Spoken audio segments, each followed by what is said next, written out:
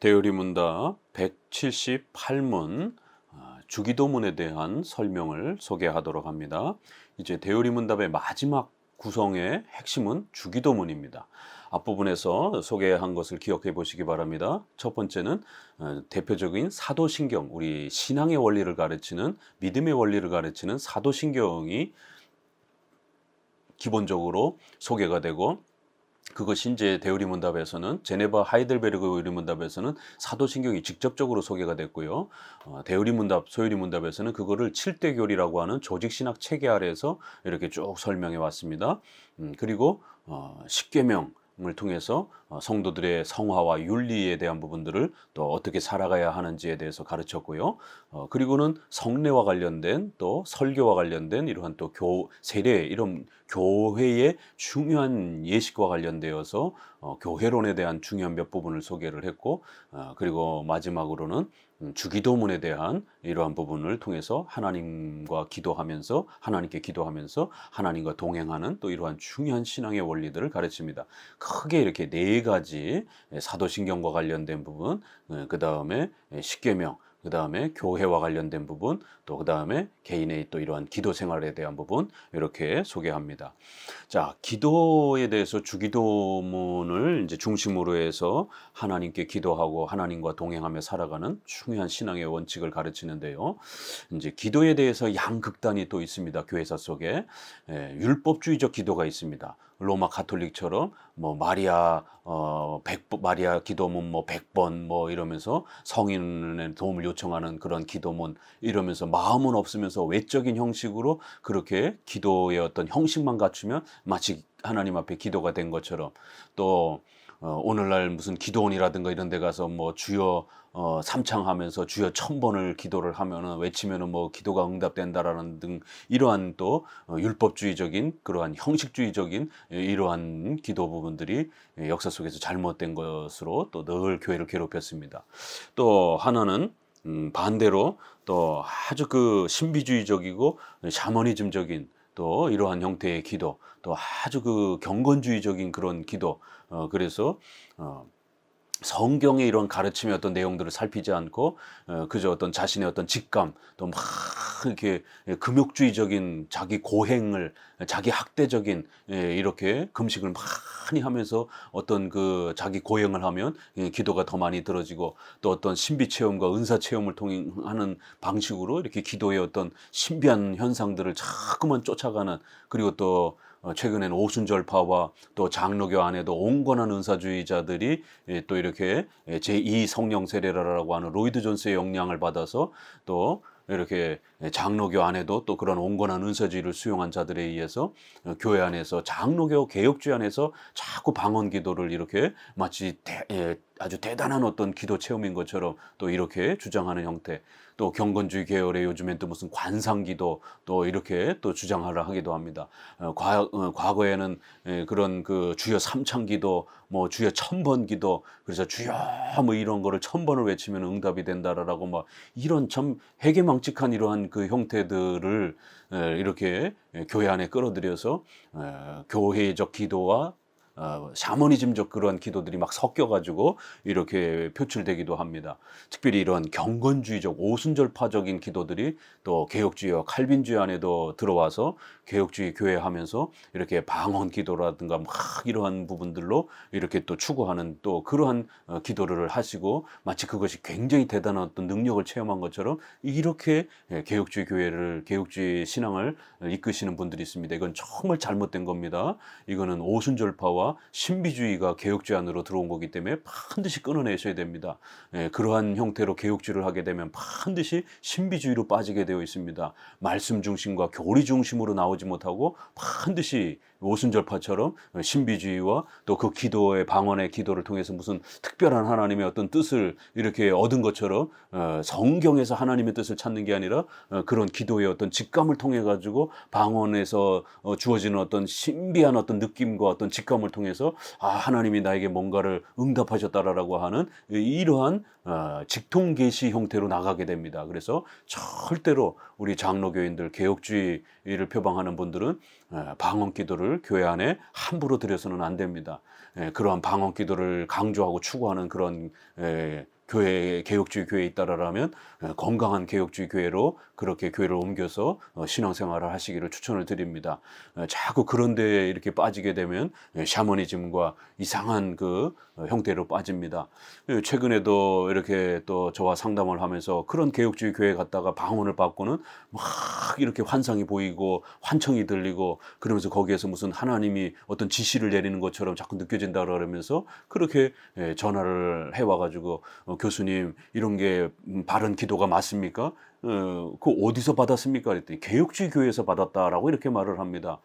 그리고는 그런 행위가 너무 과도하니까 결국 그러한 성도를 나가라라고 본인 교회에서 방언을 줘놓고는 그렇게 또 막 예언을 하듯이 막 이런 행동들을 하니까 감당을 못하겠으니까 결국 그런 교인들을 내쫓는 참 이 웃지 못할 이런 오순절파 신비주의적인 샤머니즘적인 이러한 기도 행위들을 하고 있는 것입니다. 이러한 기도는 웨스트민스터에서 가르치는 기도가 아닙니다. 우리 종교개혁자들은 그 어떤 역사적 자료를 보아도 루터, 칼빈, 쯔빙글리, 낙스 그 누구도 방언했다는 기록이 없습니다. 오히려 예전에도 소개한 것처럼 방언으로 기도하는 것은 주님을 이렇게 모독하는 것이다라고 이렇게 아주 엄중하게 그렇게 책망했던 그러한 그 내용들도 있습니다. 이 부분을 한번 읽어드리면요, 제네바 교리문답 부분에서 기도와 관련된 부분에 이제 이런 표현들이 있습니다. 247문에 그렇다면 방언으로 기도하는 것에 대해서는 어떻게 생각하십니까? 이것은 하나님을 조롱하는 것이며 일종의 사악한 위선입니다.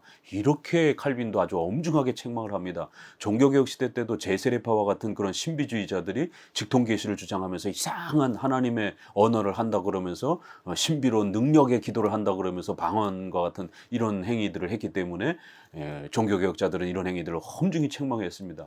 웨스트민스터에서도 21장 예배에서 기도 부분에서도 알아들을 수 있는 말로 기도해야 된다라고 이렇게 아주 엄중하게 책망을 합니다. 절대로 개혁주의 교회에서 이러한 방언적 그러한 그 기도를 성령의 능력이라고 이렇게 하면서 수용하면 안 됩니다. 자칫 잘못하면 정신분열이라든가 이상한 그러한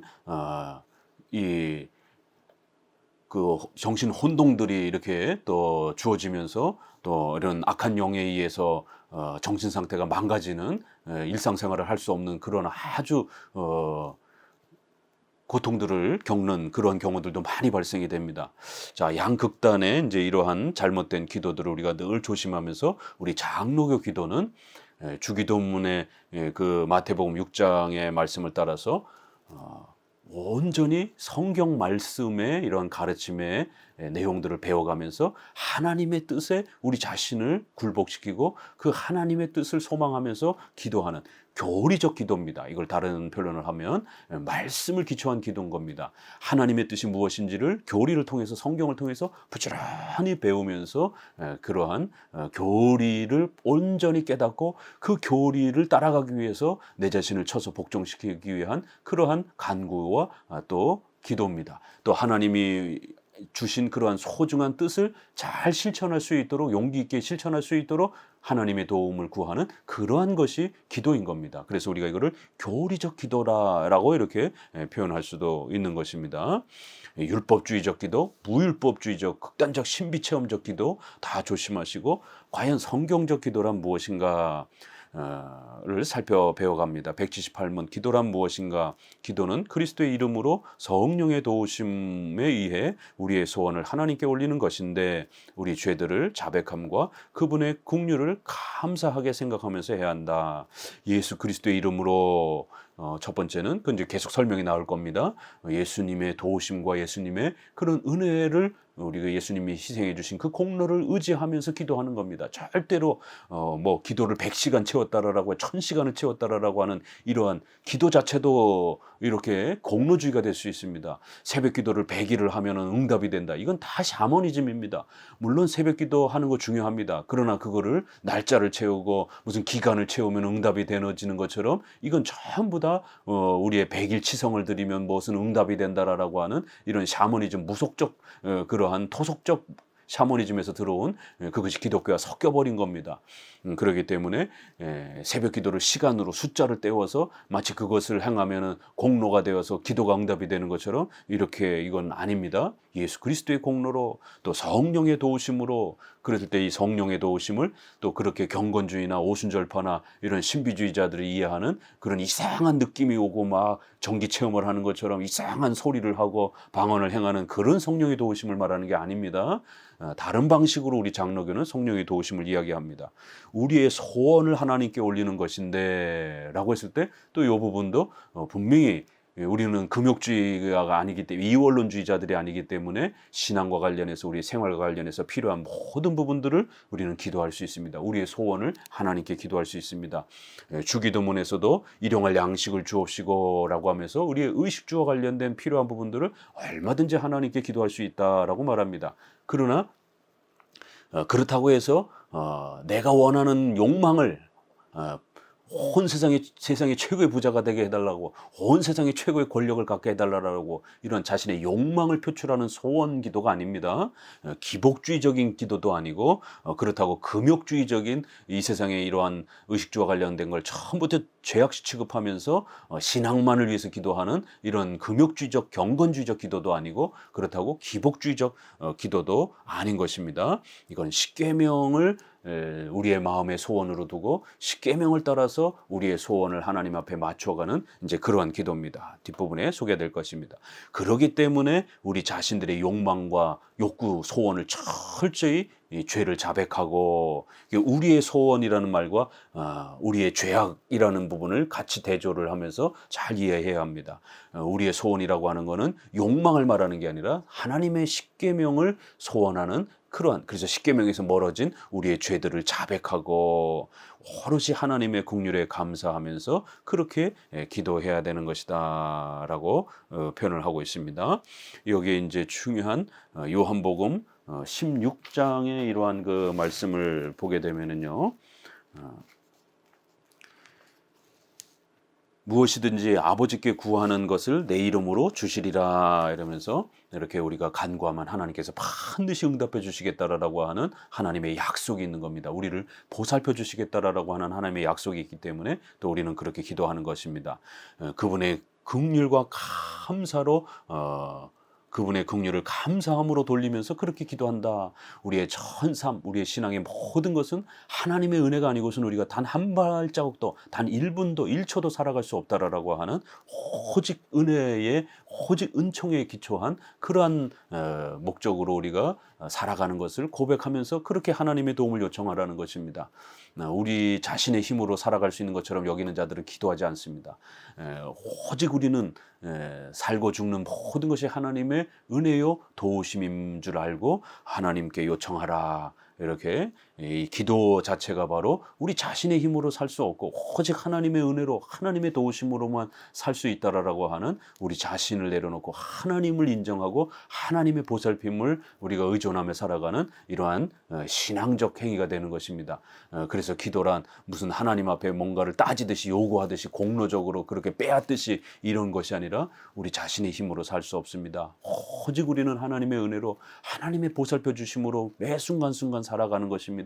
라는 것을 고백하는 그러한 신앙적 행위라는 것이에요. 그래서 기도하지 않는다는 것은 하나님의 도움 없이도 우리가 살 수 있는 것처럼 그렇게 거만한 자세요. 또 하나님께 요청하지 않는 것은 마치 우리가 우리 자신의 힘으로 모든 걸 다 할 수 있는 것처럼 이러한 불신앙적 행위가 되기 때문에 우리는 기도하는 것입니다. 온전히 하나님의 은혜로 우리가 살아간다는 것, 또 하나님이 보살펴 주시겠다라고 하는 이러한 또 놀라운 약속을 또 우리는 의지하면서 그렇게 살아가는 겁니다. 로마서 8장 26절에 이와 같이 성령도 우리의 연약함을 도우시나니 우리가 마땅히 빌 바를 알지 못하나 오직 성령이 말할 수 없는 탄식으로 우리를 위하여 친히 간구하신다. 이렇게 해서 성령께서 또 우리 연약한 우리 인간이 하나님 앞에 간절히 기도할 수 있도록 그런 강력한 기도의 힘과 능력도 부어주시겠다라는 것입니다. 예, 하나님이 기도 응답을 주시겠다라는 약속, 성령의 강력한 그런 또 기도할 수 있는 힘을 공급해 주겠다라고 하는 또 그러한 힘, 이런 모든 부분들이 하나님이 주시는 은혜로 또 우리가 기도할 수 있게 된다라는 겁니다. 그래서 시편 32편에는 내가 이르기를 내 허물을 여호와께 자복하리라 하고 주께 내 죄를 아뢰고 내 죄악을 숨기지 아니하였다. 이러면서 또 철저히 하나님 앞에 우리 자신의 부족함을 또 그렇게 고백하면서 간구하면서 그렇게 하나님의 도움을 요청하는 것이다라는 것입니다. 그리고는 이제 다니엘서 9장 4절이라든가 또 이렇게 주를 사랑하고 주의 계명을 지키는 자를 위하여 언약을 지키시고, 여기도 이렇게 바로 이제 우리 장로교의 기도란 하나님의 말씀을 따라서 그 말씀 앞에 우리 자신을 복종시키며 그 말씀을 소원하면서 그 말씀을 따라 살기를 간구하고 기도하는 이런 교리적 기도라는 사실을 명심하셔야 됩니다. 빌립보서 4장 6절에도 아무것도 염려하지 말고 오직 모든 일에 기도와 간구로 너희 구할 것을 감사함으로 하나님께 아뢰라. 그래서 우리의 전 삶을 하나님께 의지하면서 그렇게 기도하며 사는 것이다 라고 말합니다. 179문, 우리는 하나님께만 기도할 것인가? 답, 오직 하나님만이 마음을 감찰하시고 우리의 요구를 들으시며 죄들을 용서하시고 모든 사람의 소원을 이루어 주실 수 있으며 오직 그분만이 신앙과 종교적 예배의 대상이 되실 수 있으므로 그런 예배의 특별한 요소인 기도는 모든 사람에 의해 오직 그분에게만 올려야 하고 그 외에 아무에게도 기도해서는 안 된다. 계속해서 기도의 정의와 목적을 이렇게 가르칩니다. 기도는 우리 자신들을 낮추고 우리 자신이 부족하다라는 것을 고백하는 시간이고, 우리 자신의 힘으로는 살 수 없다라고 하는 그러한 우리 자신의 부족함과 연약함을 철저히 그렇게 고백하고 인정하는 시간이고, 오직 하나님의 전능하신 도우심으로만 우리가 신앙과 삶 전체를 살 수 있다라고 하는 그런 신앙 고백의 행위라는 겁니다. 그래서 오직 하나님께만 기도해야 된다라는 것, 그리고 우리가 기도하는 그 하나님은 바로 전지전능하신 하나님이심을 반드시 하나님에 대한 그런 이해가 전제되어야 된다라는 겁니다. 자기가 간구하는 기도를 요청하는, 도움을 요청하는 하나님이 어떤 분인지도 모르고 이해도 못하고 기도하면 안 된다라는 것이, 오직 하나님만이 우리의 모든 마음을 감찰하시고 전부 다 보시고 전부 다 아시고 전부 다 살피시는 그런 전지전능하신 하나님이심을 알아야 된다라는 거예요. 그리고는 또 아실 뿐만 아니라 우리의 모든 걸 아실 뿐만 아니라 그 모든 것들을 들어주시고 그 모든 것들을 보살펴 주실 수 있는 요구를 들으시며 우리의 소원을 이루어 주실 수 있는 전지전능하신 하나님임을 그렇게 알아야 된다라는 겁니다. 이건 바로 하나님의 작정, 예정, 섭리가 기도론 안에도 이렇게 들어오는 겁니다. 왜 우리 장로교는 작정, 예정, 섭리 교리를 그토록 강조하는가? 바로 그것이 우리의 구원론에, 교회론에, 또 우리의 기도론에도 이렇게 또 연결이 되는 것입니다.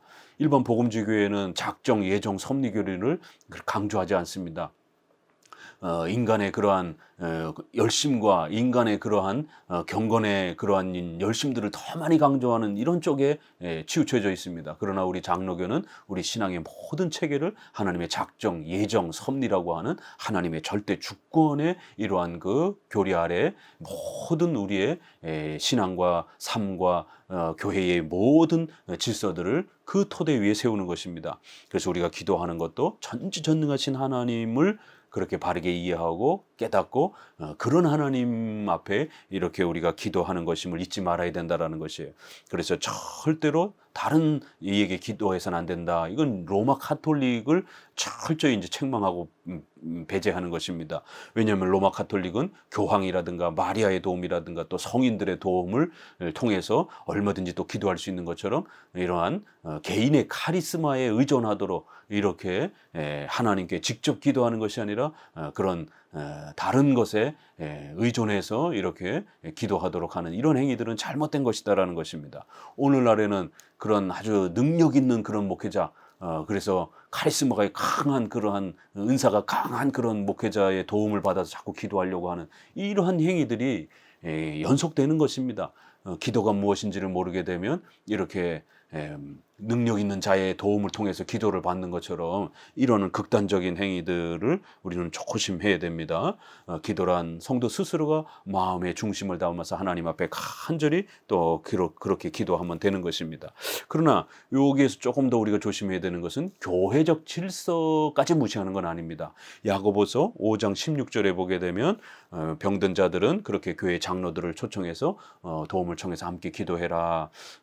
그렇게 성도들의 의인들의 기도는 역사하는 힘이 크다라고 이렇게 또 교회적인 또 그러한 기도 이런 부분들은 얼마든지 허용이 되는 것입니다. 하나님께서는 성도들을 보살펴 주도록 또 그렇게 교회를 세워주시고 목사를 세워주셨기 때문에 그런 것입니다. 그러나 지나치게 한 개인의 카리스마에 의존을 해서 그 사람이 기도해 줘야만이 마치 능력을 받는 것처럼 이런 식으로 하게 되면 그 사람이 교주처럼 높아지게 되는 이런 극단이 일어나게 되고 그리스도의 공로를 빼앗는 이런 일들이 벌어지는 것입니다.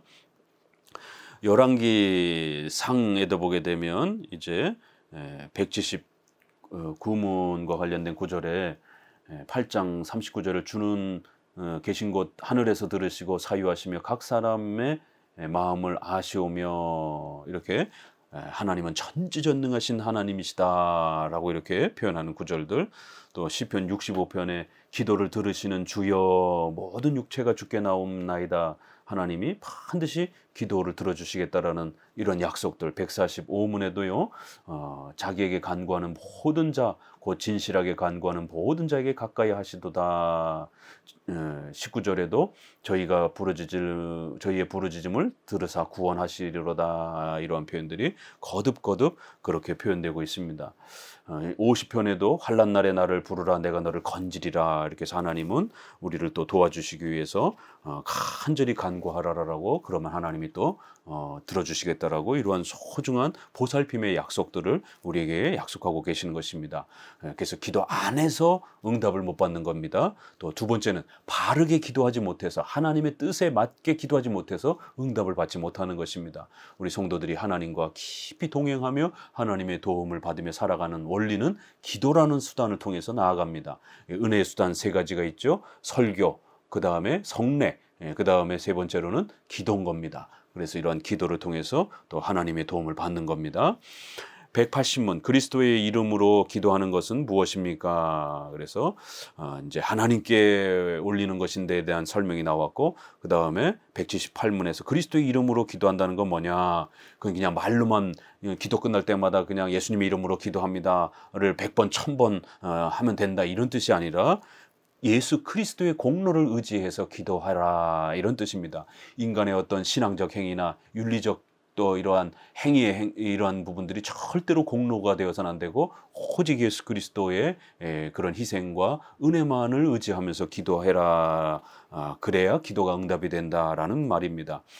그리스도의 이름으로 기도하는 것은 그의 명령에 순종하고 그의 약속들을 신뢰하는 가운데 그의 공로로 긍휼을 간구하는 것이다. 그래서 예수님의 이름으로 기도한다는 건 우리 자신의 힘으로 하나님께 기도할 수 없고 우리의 노력으로 기도 응답을 받을 수 없고 오직 예수 그리스도의 십자가의 그 희생과 공로로 우리가 하나님께 나아갈 수 있다라고 하는 우리 자신의 부족함을 고백하고 오직 예수님의 도우심을 늘 의지하면서 그렇게 기도하고 그리고 예수님을 의지한다라는 것은 예수님의 명령, 예수님의 말씀 또 십계명 이런 하나님의 말씀을 명령과 약속들을 간절히 의지하면서 또 그러한 것들을 마음에 품으면서 그러한 것들을 배우면서 그렇게 기도하는 것이에요.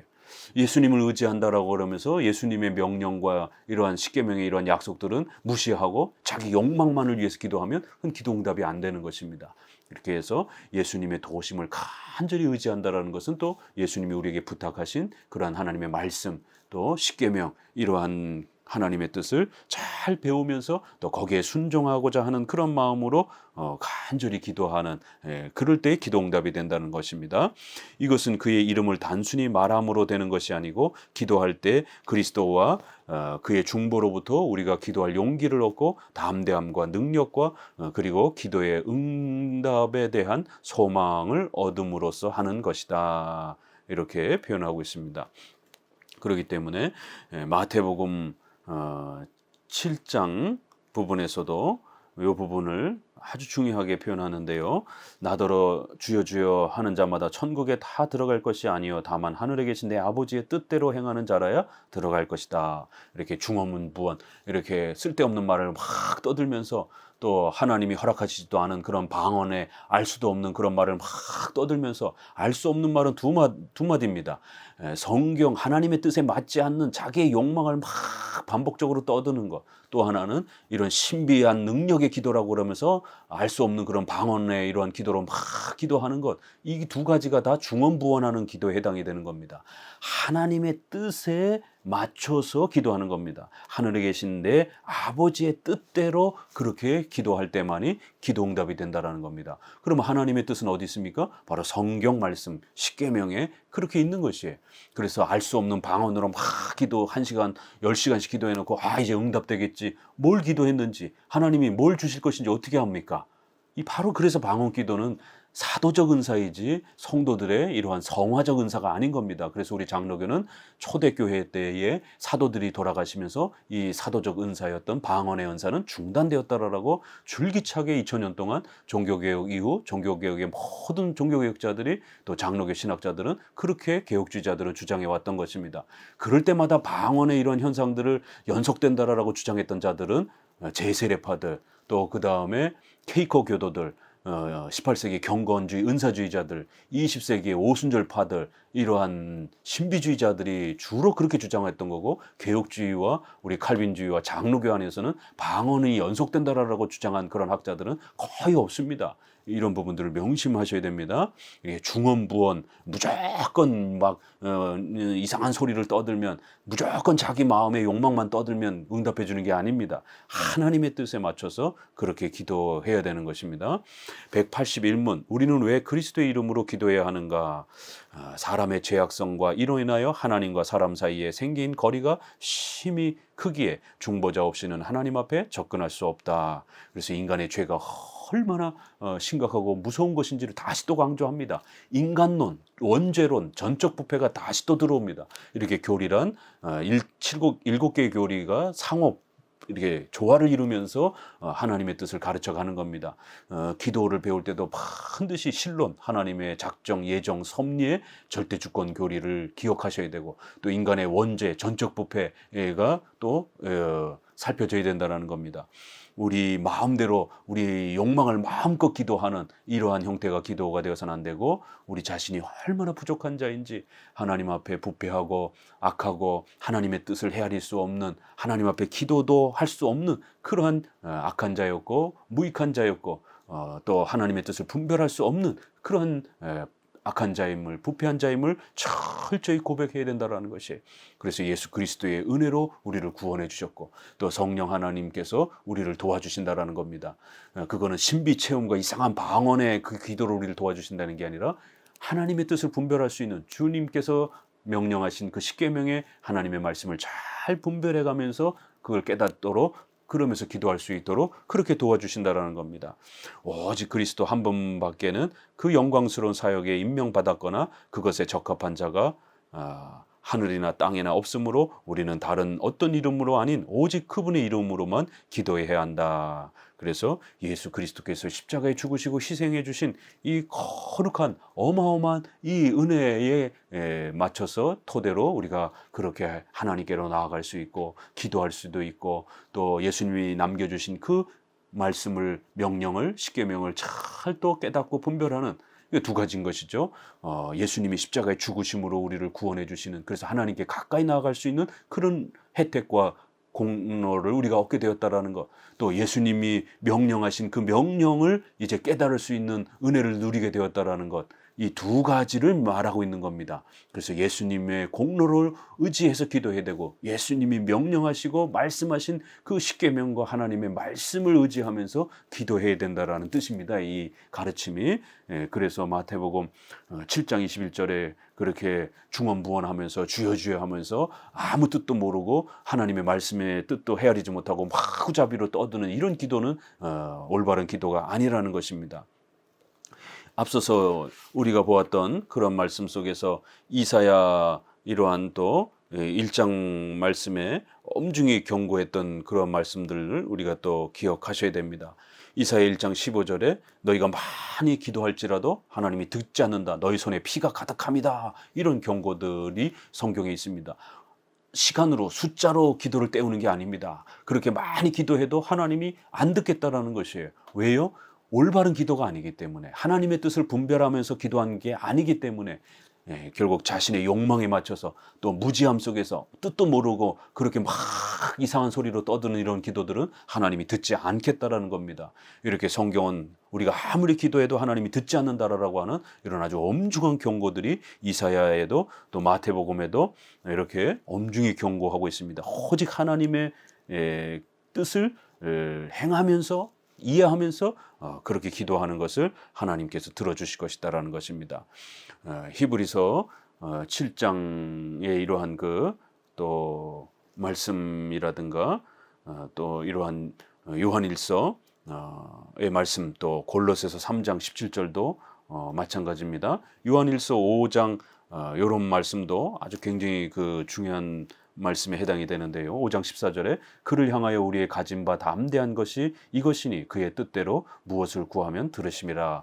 하나님의 뜻대로 기도할 때 응답이 되는 거지, 하나님의 뜻에 무지한 상태에서 기도하면 하나님이 기도를 듣지 않으십니다.